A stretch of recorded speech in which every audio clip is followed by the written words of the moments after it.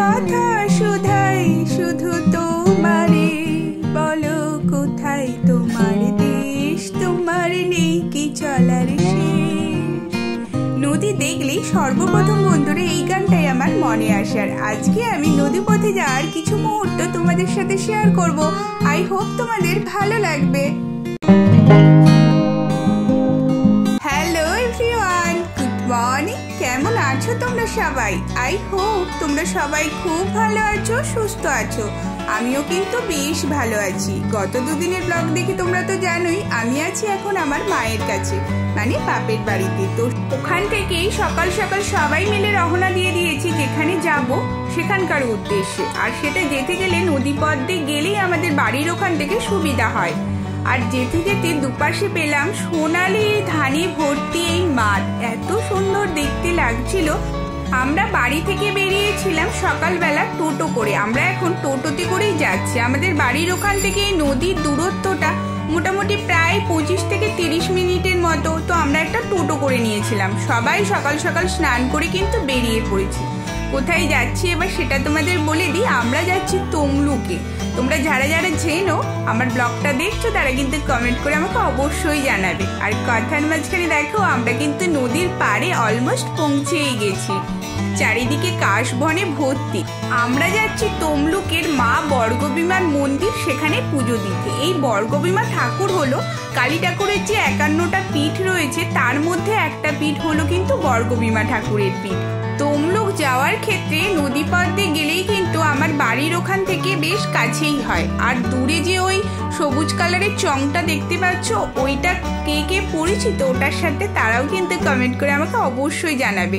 ওইটা হলো এখানে কিন্তু ইট তৈরি হচ্ছে, সেই জন্য ওই চংটাই দেখতেই পাচ্ছ চারিদিকে ইট তৈরি হচ্ছে। আর সামনেও কিন্তু অনেক ইট রয়েছে। আর দেখতে দেখতে আমরা একদম নদীর কাছে চলে এসেছি।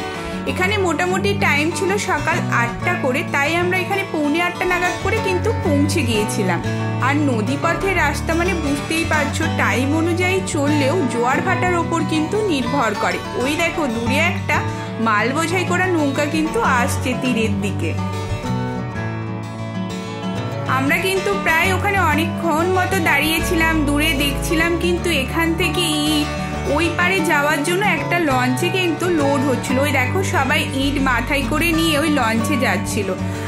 অনেকক্ষণ দাঁড়ানোর পরে এই যে দেখলে নৌকাটা এলো, এই নৌকাটাতেই আমরা যাব। কিন্তু ওখানে যে যাত্রীরা আছে ওনারা নামার পর তবেই আমরা কিন্তু উঠতে পারবো।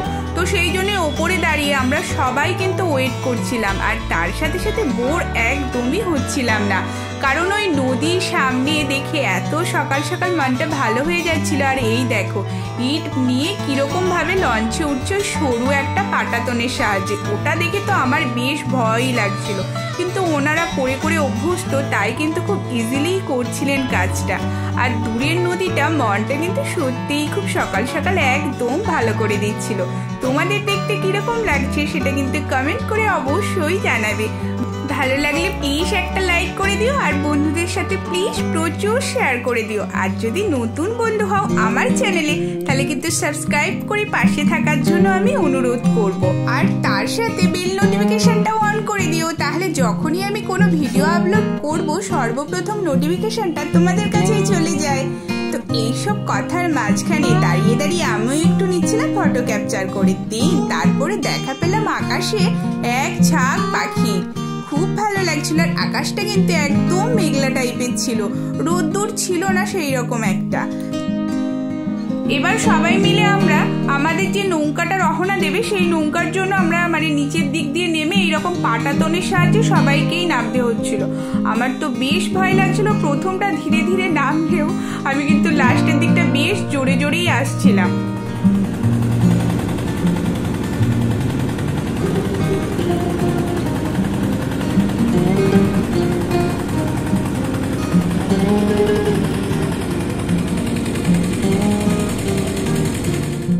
আমাদের নৌকা যাত্রাপথের উদ্দেশ্যে কিন্তু রওনা দিয়ে দিয়েছে, পুরো স্টার্ট হয়ে গেছে। দেখতেই পাচ্ছ আমরা অনেকটা পথ চলে এসেছি। ওই যে দূরে দেখা যাচ্ছে সবুজ পাইপটা, যেটা আসার সময় তোমাদের দেখিয়েছিলাম ওইটা। আর দেখো আমি বসেছি কিন্তু একদম বাইরের দিকে, একদম বাইরের পাটাতনের দিকে। আর ভেতরে রয়েছে এইরকম একটা ছাউনি টাইপের করা, ওর মধ্যে যারা বসতে চান ওখানে বসতেই পারেন। তার উপরে কিন্তু রয়েছে বাইসাইকেল বা মোটর সাইকেল সমস্ত কিছু, ওইগুলোর ভাড়া কিন্তু আবার আলাদাভাবে দিতে হয়। আমি একদম যেহেতু বাইরের দিকে বসেছিলাম তাই নদীর জলটা একদম সামনে থেকে খুব ভালোভাবে দেখতে পাচ্ছিলাম। আর তার সাথে ওই দূরের পাড়টাও দেখতে বেশ কিন্তু ভালো লাগছিল। মা তো ভেতর থেকে বসে খুব ভয় পাচ্ছিল। আর এই নৌকাটা কিন্তু এইরকম কাঠ দিয়েই পুরোটা করা, তক্তা টাইপের যেগুলো করা হয় সেই রকম ভাবেই তৈরি করা। আর এই যে বাইকের কথা বলছিলাম, অনেকেই কিন্তু বাইক বা সাইকেল এর ওপরে করে নিয়ে যান, কারণ ওই পারে অনেকেই কাজে যান, তো সেক্ষেত্রে ওখান থেকে কিন্তু সুবিধা হয়। আর ওখানে অবশ্যই ইজিলি টোটো পাওয়াই যায়, সেটাতে করেই আমরা কিন্তু মন্দিরে পৌঁছেছিলাম। সেটা তোমাদের ভাবছি নেক্সট দিনের ব্লগে দেখাবো।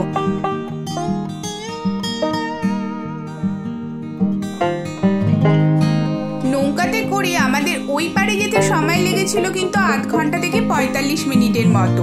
আর ওই যে দূরে দেখতে পাচ্ছ একটা ব্লু কালারের, ওই জায়গাটাই হচ্ছে ঘাট, ওখানে গিয়েই কিন্তু নৌকাটা থামবে। আর এই যে নৌকাটা, এটা কিন্তু দাঁড় বা পালওয়ালা নৌকা নয়, তাহলে তো আরো অনেক বেশি সময় লাগতো আর এত কিছু জিনিসপত্র এতে করে আনাও যেত না।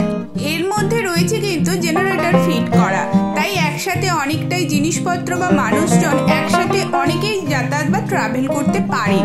আর এখানকার মানুষজন কিন্তু এইভাবেই বেশিরভাগ ক্ষেত্রে ট্রাভেল করে থাকেন। আর তমলুক যাওয়ার কথা যে বলছিলাম, এখান থেকে টোটোতে উঠলেই কিছুটা যাওয়ার পরে তমলুক পৌঁছে যাব। আর না হলে কিন্তু আমাদেরকে বাগনান, ওখান থেকে আবার বাস ট্রেন করে পৌঁছাতে হতো, অনেকটা বেশি সময় সাপেক্ষ ব্যাপার হতো সেটা।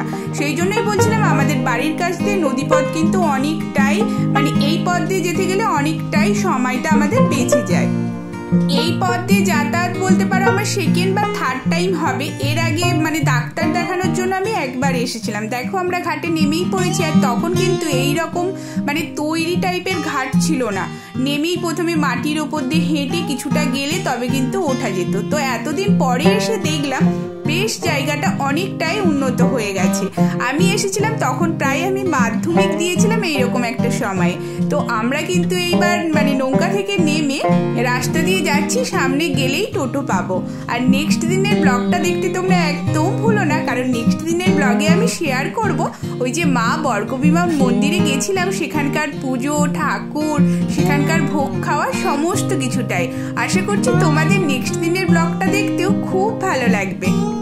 আজকে তোমাদের সাথে এই নদীপথের যাত্রাপত্রাই কিন্তু শেয়ার করলাম। আশা করছি আজকের ব্লগটা দেখতে তোমাদের ভালো লাগলো। তোমরা কিন্তু কমেন্ট করে অবশ্যই জানাবে, আর যদি খারাপ লাগে, খারাপ লাগাটাও আমার সাথে কিন্তু একদম তোমরা ভাগ করে নিও।